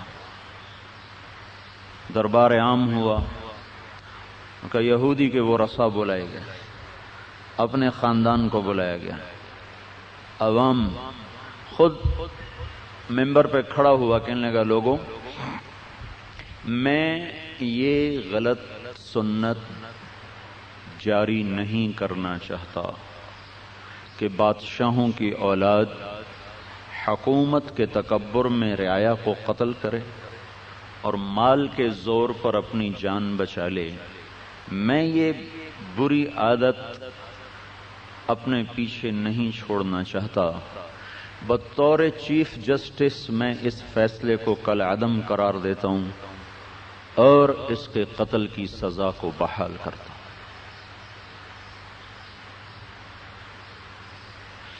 پھر کہنے لگا بیٹا یہ فریضہ میں ہی انجام دوں گا، مجھے پتہ ہے تیرے بعد میں بھی زندہ نہیں رہ سکوں گا اور تیری ماں کو بھی بڑا دکھ ہوگا، پر مجھے اللہ کا حکم تجھ سے زیادہ پیارا ہے۔ اور نیچے اتر کر اپنے چراغ کو خود بجھا دیا، اپنے ہاتھوں سے بیٹے کو قتل کر دیا، اور 2 ہفتے پھر نیند نہیں آئی، چھتوں کو دیکھتا رہتا تھا، اور 2 ہفتے بعد خود بھی 42 سال کی عمر میں مر گیا۔ جس قوم کے پیچھے اتنا روشن ماضی ہو، اس قوم کا عدل وہ کوڑیوں میں فروخت ہو رہا ہو اور مظلوم کی آہوں سے عرش تو ہلتا ہو پر عدالت کے کانوں پہ جوں نہ رینگتی ہو، یہ کل اللہ کو کیا منہ دکھائیں گے؟ اگر آگے عدالت آ رہی ہے تو جو کچھ ہماری عدالتوں میں ہو رہا ہے بہت بڑا برا انجام سامنے آنے والا ہے، اور وہ سویا ہوا نہیں ہے، وہ غافل نہیں ہے، نادان نہیں ہے۔ جب اللہ تعالیٰ نے فرشتوں کو پیدا کیا تو انہوں نے پوچھا یا اللہ تو کس کا ساتھی ہے؟ تو اللہ تعالیٰ نے کہا میں مظلوم کا ساتھی ہوں۔ مظلوم کافر بھی ہوگا تو اللہ اس کا ساتھی۔ تو میرے بھائیوں، آپ بھائیوں کی خدمت میں یہی گزارش ہے، ایک نماز زندہ کرو۔ آپ کے ہاں ماشاءاللہ نماز کا رواج ہے، ہمارے پنجاب میں تو 100 میں 2 بھی نماز نہیں پڑھتے، رواج ہے، لیکن یہاں بھی کیبل بھی آ گیا، ڈش بھی آ گیا، تو سب کچھ آ گیا، تو یہ 7 ہلاکتیں بھی آ گئیں۔ تو یہ کوشش آپ حضرات فرمائیں کہ ظہر تو یہاں ہو ہی جاتی ہے، ظہر پہ عدالت بند ہو جائے اور جج بھی، وکیل بھی، موکل بھی سب مسجد میں ہیں، اور آدھے گھنٹے کے لیے کوئی پڑھے نہ پڑھے لیکن آدھے گھنٹے کے لیے عدالت بند کر دی جائے، اللہ اکبر کے ساتھ ہی قلم رک جائیں، چلو بھائی اللہ کی پکار ہے، اللہ نے بلایا ہے، ادھر چلنا ہے۔ اس کو رواج دیں، بے نمازی کوئی نہ ہو، گھر میں اس کو رواج دیں، بچوں میں اس کو رواج دیں۔ جو سجدوں میں پڑھ کے اللہ سے مانگنا سیکھ لیتا ہے وہ کبھی فقیر نہیں ہوتا، کبھی فقیر نہیں ہوتا۔ ایک ظالم پر ہاتھ نہ رکھیں، ظالم کے پشت پناہ مت بنے، چاہے زندگی کا سودا ہو جائے، ہونے دو، کون سا کوئی رہنا ہے یہاں، جانا ہی تو ہے، لوگ جانے کے لیے تو آئے ہیں۔ حضرت حسین رضی اللہ تعالیٰ نے ارشاد فرمایا لئن كانت الدنيا تعد نفیسة فدار ثواب اللہ اعلی وانبل، اگر تمہیں دنیا حسین نظر آ رہی ہے تو مجھے جنت حسین نظر آ رہی ہے۔ تو جس مسافر نے واپس لوٹنا ہوتا ہے وہ سفر کی منزلوں سے جی نہیں لگاتا، وہ آگے ہی بڑھتا ہے۔ مانجھی نے کنارے پر پہنچنا ہوتا ہے، وہ بیچ کے جزیروں کو دیکھ کر اپنے رخ کو ادھر موڑتا نہیں ہے، اس کے جہاز کی نوک کنارے کی طرف ہوتی ہے۔ ہمارا سفر اللہ کی طرف ہے، اس حال میں موت آئے کہ وہ راضی ہو چکا ہو، اس طرح نہ موت آئے کہ وہ ہم پر ناراض ہو۔ یہ تبلیغ اس کو سیکھنے کی محنت ہے۔ آپ لوگوں کو اگست میں چھٹی ہوتی ہیں، آپ سب چلہ چلہ تبلیغ میں لگائیں، مقام پر رہتے ہوئے 3 دن ہر مہینے فارغ کریں، 3 دن کے لیے نکلیں اللہ کی راہوں میں، اور اس درجے کا ایمان پیدا کریں کہ اپنے مفادات سے ٹکر لینا آ جائے اور دنیا کی وقتی لذتوں کو قربان کرنا آ جائے، تاکہ اللہ اور اس کے رسول کی پسندیدہ زندگی وہ ہمارے لیے ایک مشعل راہ ہے۔ حضرت محمد صلی اللہ تعالی علیہ وسلم قیامت تک کے لیے دستور زندگی لے کر آئے ہیں، قیامت تک کے لیے آپ کی زندگی روز روشن کھلی کتاب کی طرح ہے۔ کسی نبی کی زندگی ایسے موجود نہیں، محفوظ نہیں جیسے اللہ نے ہمارے نبی کی زندگی کو محفوظ کیا، پیدائش سے لے کر وفات تک۔ اس طرح ایک ایک پل، صبح و شام، دن رات، سفر، تجارت، حضر، ہر چیز کو اللہ تعالیٰ نے پیرے لگا دی اوپر، اور سرچ لائٹس مقرر کر دیں کہ کوئی چیز گم نہ ہونے پائے، کوئی چیز گم نہ ہونے پائے۔ جس دائی نے حضرت آمنہ کی مدد کی اس کا نام بھی کتابوں میں لکھا ہوا ہے، شفا، ان کا نام تھا شفا، ماں کا نام آمنہ، باپ کا نام عبداللہ، دودھ پلانے والی کا نام حلیمہ۔ یہ نام اتفاقیہ نہیں ہے، آمنہ عبداللہ، عبدیت میں خمیر تیار ہوا، آمنہ امن کے رحم میں وہ پروان چڑھا، شفا دائی، شفا کے ہاتھوں میں وہ باہر آیا، حلیمہ اخلاق کی چھاتیوں سے دودھ پیا تو وہ عبدیت لے کر آیا، امن لے کر آیا، شفا لے کر آیا، ہر نسخے کے لیے، ہر بیماری کی شفا لے کر آیا، اجتماعی انفرادی مسائل کی شفا لے کر آیا۔ اور اخلاق کی بلندیوں کو سر کرنے کے لیے آیا۔ یہ سارے ناموں پر بھی اگر غور کریں تو اللہ نے چن چن کے نام رکھوائے اور چن چن کے آپ کے قریب کیا۔ ان سارے ناموں کا بھی اثر ہے آپ کی ذات مبارک میں، اور آپ کی آمد ساری دنیا کے لیے ایسی تھی جیسے بارات کو دلہا مل گیا اور مجلس کو میر مجلس مل گیا، اور جیسے قافلے کو میر کارواں مل گیا۔ آپ کی آمد اس طرح تھی کہ ساری کائنات جیسے زندہ ہوگی، جیسے بہار آ گئی۔ اس لیے اللہ تعالیٰ نے عرب میں ظاہری بہار نہیں رکھی، کالے پہاڑ رکھے کہ خود میرا نبی ہی بہار ہے، اس کے ہوتے ہوئے کسی اور بہار کی ضرورت ہی نہیں ہے۔ یہ خود چشمہ ہے، اس کے ہوتے ہوئے زمین کے چشموں کی ضرورت نہیں ہے۔ یہ ربیع الاول ربیع بہار کو کہتے ہیں، ربیع بہار کی بارش، بہار کی رونق، بہار کی کلیاں اور پھول، اس سارے منظر کے لیے لفظ ربیع آتا ہے۔ تو اللہ نے آپ کے لیے ربیع کا مہینہ مقرر کیا۔ ربیع آ گیا، بہار والا، اصلی بہار اب آئی ہے۔ وہ پھولوں کی بہار، وہ چمن کی بہار، وہ مارچ فروری کی بہار وہ عارضی ہے، یہ ابدی بہار ہے۔ اب کبھی خزانہ آئے گی اگر تم اس کے غلام بن کے چلو گے۔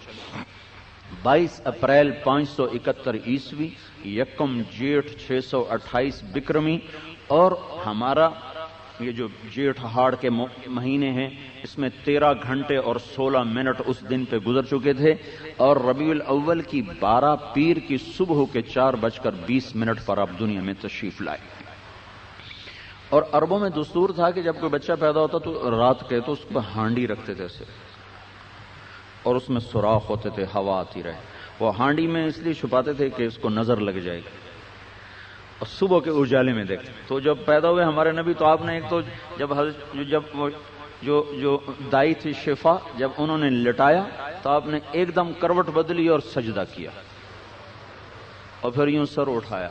جو ہی سر اٹھایا حضرت آمنہ پہ ساری کائنات روشن ہو گئی۔ تو انہوں نے پھر اوپر ہانڈی رکھی تو ٹھک کی آواز آئی، اور ہانڈی کے 2 ٹکڑے ہو کے ایک ادھر گر گیا، ایک ادھر گر گیا۔ 63 سال 4 دن عمر پائی آپ نے محرم، صفر، ربیع الاول کے کیلنڈر کے لحاظ سے۔ 61 سال 2 مہینے 24 دن آپ نے عمر پائی جنوری فروری کے کیلنڈر کے لحاظ سے۔ 22,330 دن اور 6 گھنٹے آپ کی عمر ہے ایام کے لحاظ سے۔ 8,156 دن اس میں ایام نبوت ہیں، ظہور نبوت، ظہور، ورنہ نبی تو آپ کب تھے؟ جب ابو ہریرہ نے پوچھا یا رسول اللہ آپ کو نبوت کب ملی، تو آپ نے فرمایا ابھی آدم کی کہانی شروع بھی نہیں ہوئی تھی مجھے نبوت مل چکی تھی۔ یہ ظہور نبوت کے ایام میرے آپ کے لحاظ سے۔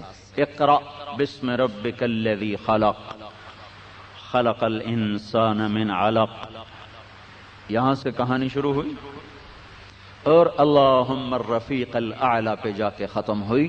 تو یہ 8,156 دن ہیں۔ پوری زندگی آپ روشن چھوڑ کر گئے ہیں۔ دنیا کی کسی طاقت میں، دنیا کے کسی بادشاہ کی، جرنیل کی، بڑے سے بڑے انسان کی ایسی تاریخ موجود نہیں ہے جیسے اللہ کے نبی کی تاریخ موجود۔ آپ کا علم بے سند کے ہمارے نبی کا علم ہم تک پہنچا ہے، اور سند کے واسطے سے پہنچا ہے۔ ایک فتنہ اٹھا تھا، اب بھی ہے، کہ حدیث تو بعد کی چیز ہے، پتہ نہیں سچی کہ جھوٹ۔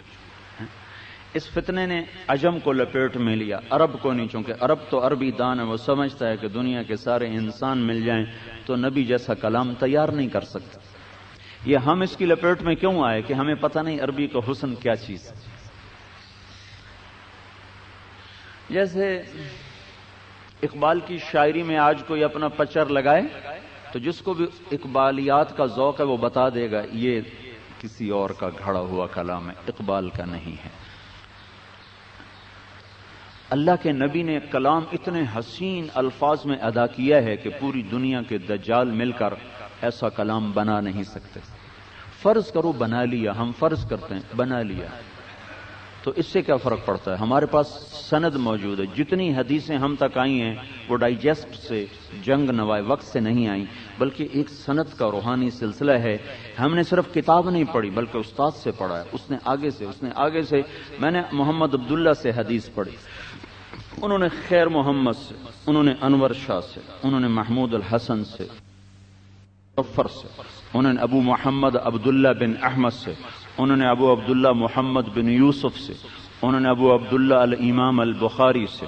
امام بخاری بولے حدثنا الحمیدی قال حدثنا سفیان قال حدثنا یحیی بن سعید الانصاری قال اخبرنی محمد بن ابراہیم التیمی انه سمع علقمة بن وقاص اللیثی یقول سمعت عمر بن الخطاب رضی اللہ تعالی عنہ علی المنبر یقول سمعت رسول اللہ صلی اللہ علیہ وسلم انما الاعمال بالنیات۔ ہمارے پاس یہ واسطوں سے علم آیا ہوا ہے، اگر خون کے ذرات کو پہچاننے والے دنیا میں موجود ہیں، پیٹرول گیس کے پہچاننے والے دنیا میں موجود ہیں، اور مرض اور صحت کے جراثیم دیکھنے والے اگر دنیا میں موجود ہیں، درختوں اور پتوں کی بیماریاں دیکھنے والے اگر دنیا میں موجود ہیں، تو میرا اللہ اتنا عاجز نہیں ہوا کہ وہ ایسے لوگ نہ پیدا کرے جو محبوب کی بات کو اور دجال کی بات کو پہچاننے والے نہ ہوں۔ جب تک سورج مغرب سے نہیں نکلتا اللہ ایسے لوگ پیدا کرتا رہے گا جو دودھ اور پانی کو الگ کر کے دکھا دیں گے۔ اس پر اللہ کا پہرا ہے، اس کی حفاظت ہے، یہ کسی اللہ نے ہمارے حوالے نہیں کے اوپر حفاظت ہے۔ پھر یہ تو آپ کا روحانی نسب نامہ ہے، آپ کا خاندانی نسب نامہ آدم علیہ السلام تک کسی نبی کا محفوظ نہیں، کسی انسان کا محفوظ نہیں، صرف آپ کا محفوظ ہے جو آدم علیہ السلام تک جاتا ہے۔ محمد بن عبداللہ بن عبد المطلب بن ہاشم بن عبد مناف بن قصی بن کلاب بن مرہ بن کعب بن لوی بن غالب بن فہر بن مالک بن نضر بن کنانہ بن خزیمہ بن مدرکہ بن الیاس بن مضر بن نزار بن معد بن عدنان بن عد بن حمیسع بن سلامان بن عوس بن بوز بن قموال بن ابی بن عوام بن ناشد بن حزا بن بلداس بن یدلاف بن طابخ بن جاحم بن ناحش بن ماخی بن عیفی بن عبقر بن عبید بن الدعاء بن حمدان بن سنبر بن یثربی بن یحزن بن یلحن بن ارعوا بن عیزی بن زیشان بن عیسر بن اقناد بن ایہام بن مقصر بن ناحث بن زارح بن سمی بن مزی بن عوض بن عرام بن قیدار بن اسماعیل بن ابراہیم بن آذر بن ناحور بن سروج بن رعو بن فائج بن عابر بن ارفقشاد بن سام بن نوح بن لامک بن متوشال بن ادریس بن یارو بن ملحل ایل بن قینان بن آنوش بن شیس اور بن آدم علیہ السلام۔ تو جن کو ایسا راہبر ملا ہو، جن کو ایسا قائد ملا ہو، پھر وہ اندھیروں میں دھکے کھاتے ہوں، کیا ظلم و ستم ہے، کیا ظلم و ستم ہے۔ ظلمت کو روشنیاں بنا دیا ہے۔ مجھے خیال آتا ہے یہ ہمارا 4 سال کا بچہ جب ٹائی لگا کے اسکول جاتا ہے تو کل کو اسے رسول اللہ کی عظمت کون سکھائے گا؟ جب 7-8 سال کی بچی ننگے سر اسکول جاتی ہے تو کل اس کو فاطمہ کی بیٹی کون بنائے گا؟ اس کو پردہ کون سکھائے گا؟ پھر ہمیں دنیاوی علم پڑھنے سے نہ اللہ نے روکا نہ ہمارے نبی نے روکا، پر غیروں کی تہذیب سے تو روکا ہے کہ نہیں اوروں کے تہذیب کو مت اپنانا، میں تمہارے لیے کافی ہوں، میرے ہی پیچھے چلنا۔ ہم خود تراشتے ہیں منازل کے سنگ میل، ہم وہ نہیں ہیں جن کو زمانہ بنا گیا۔ ہم کوئی بے بنیاد تو نہیں تھے، کٹی پتنگ تو نہ تھے، بھٹکے ہوئے راہی تو نہ تھے۔ ہماری تو ایک منزل متعین، ایک راہبر، ایک قائد، جس کے سنگ چلنا، جس کے قدم بقدم چلنا ہماری عزت، ہماری شرافت۔ یہ مولوی کا حلیہ نہیں، یہ مسلمان کا حلیہ ہے۔ یہ مولوی کا لباس نہیں ہے، یہ مسلمان کا لباس ہے، ہماری پہچان ہے، ہمیں اس پر فخر ہے کہ ہماری ایک پہچان ہے۔ چیتے نے کبھی اپنی اپنی شکل و شباہت کو نہ بدلا نہ بدلنے کا مطالبہ. کوا کالا صحیح، وہ کہتا مجھے کالا ہی رہنے دو، مجھے یہی پسند ہے. گدھے کی آواز بدنما صحیح، انہوں نے کہا مجھے یہی پسند ہے، مجھے ایسا ہی رہنے دو. کبھی انہوں نے اپنی شکل بدلی، شباہت بدلی، لباس بدلا. میں کیوں بدلوں؟ میں کیوں بدلوں؟ میں کیوں احساس کمتری کا شکار ہو جاؤں؟ دنیاوی علوم پڑھنے ہیں، کیا اس لباس میں نہیں پڑھے جا سکتے؟ دنیاوی ترقی کرنی ہے تو اس لباس میں کون سی رکاوٹ؟ یہ تو ہمیں آپ دیکھیں 5 سٹار ہوٹلوں پر جو گیٹ کھولنے والے بیرے ہوتے ہیں ان کے سروں پہ پگڑی ہوتی، اور جو بڑے افسران کی گاڑی چلانے والے ڈرائیور ہوتے ہیں ان کے سر پہ پگڑی ہوتی، اور افسر صاحب ننگے سر ہوتے ہیں. یہ فیڈ بیک کہاں سے ہوا ہے؟ یہ خاموش زہر ہے جو آہستہ آہستہ آہستہ آہستہ اندر میں اتارا گیا کہ ان کے دلوں سے حضرت محمد صلی اللہ علیہ وسلم کی زندگی کی عظمت نکل جائے.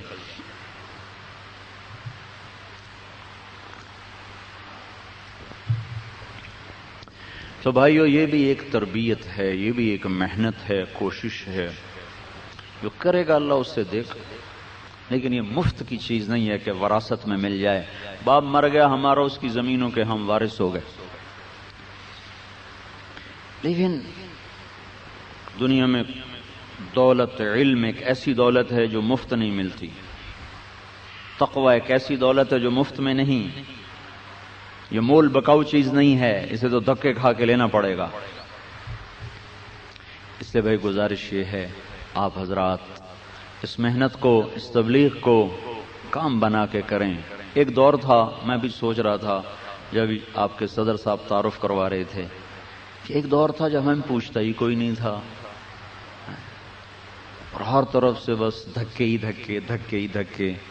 ایک وقت آیا کہ شہر کا سب سے معزز طبقہ ہمیں بلاتا ہے، آؤ بھائی کچھ بات کرو. میں میڈیکل کا اسٹوڈنٹ تھا، میرا باپ مجھے ڈاکٹر بنانا چاہتا تھا. میرا تعلق ڈسٹرکٹ خانیوال سے، ایک زمیندار گھرانے سے میرا تعلق ہے. باپ مر گئے، ہم 2 بھائی ہیں. میرا چھوٹا بھائی اب ہارٹ اسپیشلسٹ ہے، بہت اچھا ڈاکٹر ہے لاہور میں، اور مجھے اللہ نے ادھر دھکا دے دیا. اللہ کی تقدیر پہ میں خوش ہوں، راضی ہوں. تو میں گورنمنٹ کالج لاہور میں تھا، تو ایک میرا دوست مجھے 3 دن کے لیے لے گیا، زبردستی کھینچ کھانچ کے لے گیا. وہیں سے اللہ تعالیٰ نے میری زندگی کو موڑا، اور میں 4 مہینے کے لیے تبلیغ میں چلا گیا. 4 مہینے کے آخر میں تھا تو مجھے ایک لڑکے نے کہا تم کیا کرتے ہو؟ میں نے کہا میں ڈاکٹر بننا چاہتا ہوں. کہا تیرا باپ کیا کرتا ہے؟ میں نے کہا زمیندار ہے. کہا تو پھر تمہیں کیا ضرورت ہے ڈاکٹر بننے کی؟ روٹی تو پہلے ہی گھر کی ہے، تو علم پڑھ لے، آخرت بن جائے گی. اللہ نے اس کی بات کو ذریعہ بنایا اور میں ریمنڈ مدرسے میں داخل ہو گیا. ریمنڈ مرکز میں چھوٹا سا مدرسہ ہے. اس وقت ہم 40 لڑکے تھے، اس وقت 40 ملکوں کے لڑکے وہاں پڑھ رہے ہیں. 8 سال میں نے وہاں اپنا تعلیمی زندگی کا سلسلہ گزارا. ایک چلے میں تھا 1972 میں، تو لوگ بہت گالیاں دیتے، دھکے دیتے، چلے جاؤ تم وہابی ہو، تم رسول کو نہیں مانتے ہو، تم گستاخ رسول، پتہ نہیں کیا کیا کہتے رہے. جیسے مولویوں نے پٹی پڑھائی ویسے وہ چلتے بیچارے. تو میں نے اپنے امیر سے بڑا تنگ آ کر ایک دن کہا، میں نے کہا امیر صاحب کوئی دن آئے گا لوگ ہماری بات سنیں گے. یہ اکتوبر 1972 کی بات آپ کو بتا رہا ہوں. کہا امیر صاحب کوئی دن آئے گا لوگ ہماری سنیں گے؟ پھرتے ہیں خار میر کوئی پوچھتا نہیں، اس عاشقی میں عزت سادات بھی گئی. تو مجھ سے کہنے لگے بیٹا غریبوں میں کام کرتے رہو، ایک دن آئے گا بادشاہ بھی سنیں گے. حالانکہ سمندر کی خاموش سطح کے نیچے بڑے طوفان چھپے ہوتے ہیں. بڑی مدتوں کے بعد اللہ نے ایک کام دیا ہے. آپ بھائیوں کی خدمت میں گزارش ہے اس میں اپنا وقت لگائیں. آپ کو ایمانی نفع بھی ہوگا، اپنے کام میں بھی نفع ہوگا، اور اللہ بھی راضی ہوگا. یہ جہان بھی بنے گا، وہ بھی بنے گا. تو کم از کم 3 دن کی جماعت تو ایک تیار ہو جائے. اس کے لیے جس بھائی کے جی میں آئی ہو وہ اٹھ کے نام پیش کر دے. صرف کھڑے ہو کے بتا دیں. 3 دن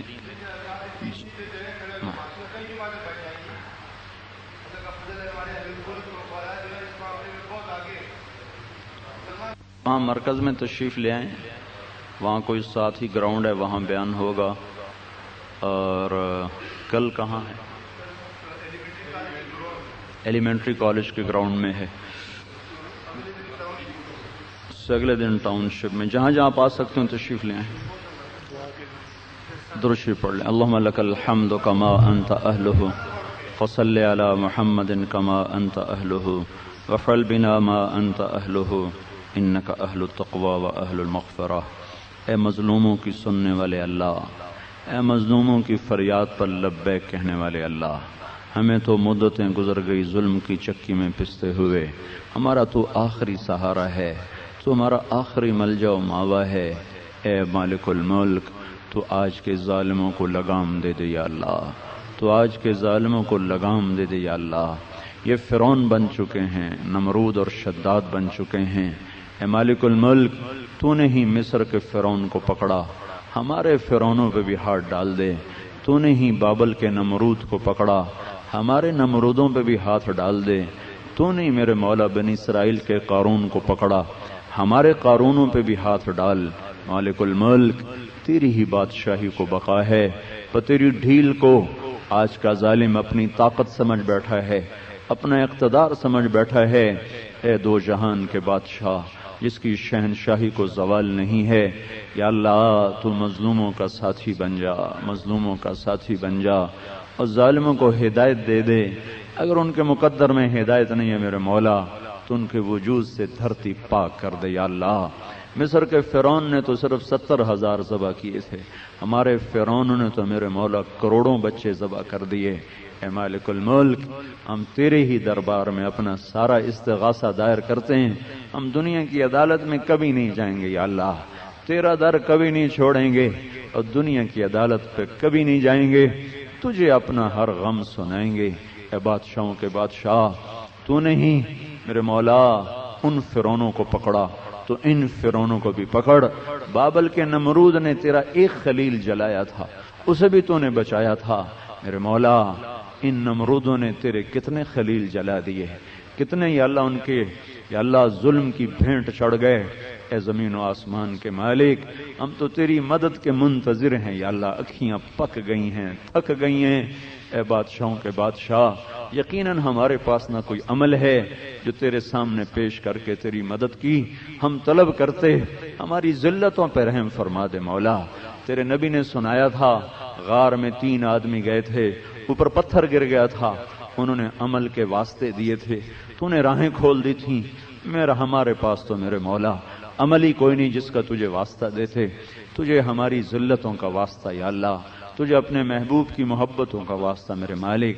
اس امت کی دکھ بری رات پہ سویر لیا، اس کی خزاں کو بہار سے بدل دے یا اللہ. آگے پیچھے دائیں بائیں اوپر نیچے سے ہماری حفاظت فرما یا اللہ. ان سارے بھائیوں کو سراپا عدل بنا دے، اس عدالت کو عدل بنا دے، یہاں کے ججوں کو، یہاں کے وکلاء کو میرے مولا. ظالم کے لیے تو یا اللہ ننگی تلوار بنا دے، مظلوم کے لیے پناہ گاہ بنا دے، سایہ بنا دے، ٹھنڈی چھاؤں بنا دے. اے مولا، اس ملک کی بنیادوں میں 6 لاکھ انسانوں کی ہڈیاں دفن. یا اللہ، یہ خطہ اس لیے نہیں بنا تھا کہ ظالم دندن آئے، اور یا اللہ تعذیب کے نام پر بیٹیاں ننگی ہو جائیں، نوجوان آوارہ ہو جائیں. ہم تجھ سے بھی شرمندہ، تیرے محبوب سے بھی شرمندہ، اور ان 6 لاکھ مسلمانوں سے شرمندہ ہیں جو راوی کی موجوں میں بہہ گئے، جو ستلج کی یا اللہ گہرائیوں میں سو گئے.